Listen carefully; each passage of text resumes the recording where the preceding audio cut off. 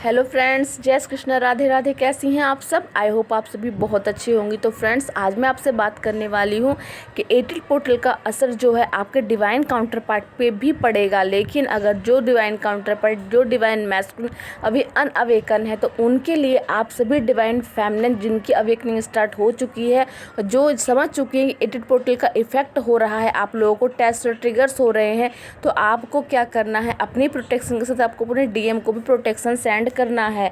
अगर आपके मन में नेगेटिव विचार आते हैं कि डीएम कोई दूसरा व्यक्ति है, जब तक आप उन्हें एक सेकंड पर्सन के रूप में देखोगे तब तक आप नहीं समझ पाओगे।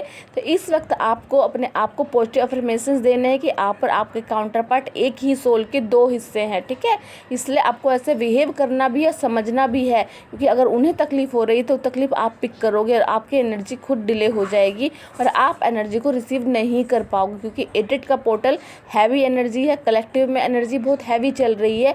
कहीं ना कहीं से आपको बड़े टेस्ट और ट्रिगर्स मिल रहे होंगे, तो आप लोग सोच रहे हो ये क्या हो रहा है, तो ये पोर्टल का असर है, उसकी वजह से ये सब चीज़ें आपके साथ हो रही है।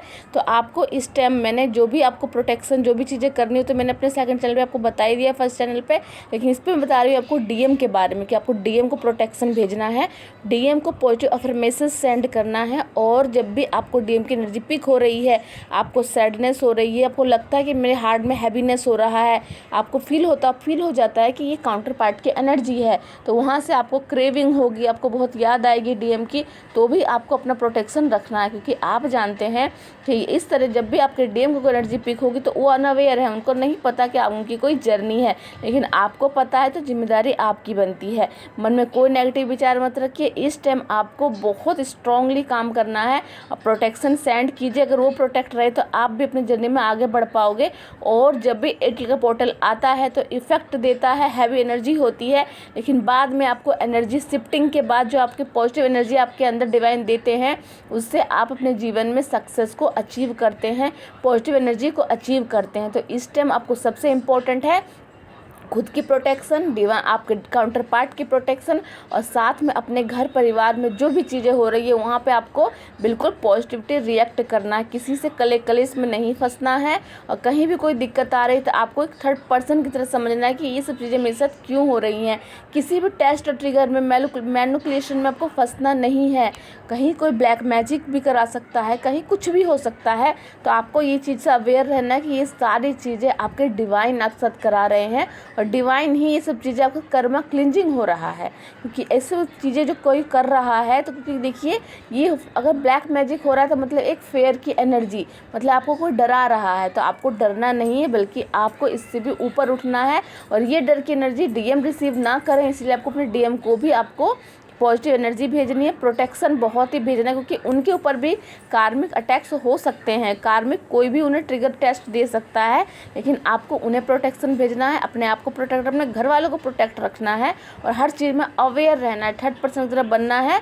और आपको अपनी एनर्जी सेव करनी है, मेडिटेशन करना है। मेडिटेशन में अगर आपको हैवीनेस हो रही है, बहुत पेन हो रहा है, आपको बहुत डीएम की याद आ रही है, तो मेडिटेशन में उनको पॉजिटिव अफर्मेशन दीजिए और मेडिटेशन में ही उनकी प्रोटेक्शन कीजिए और साथ में उन्हें पॉजिटिव बातें बोलिए।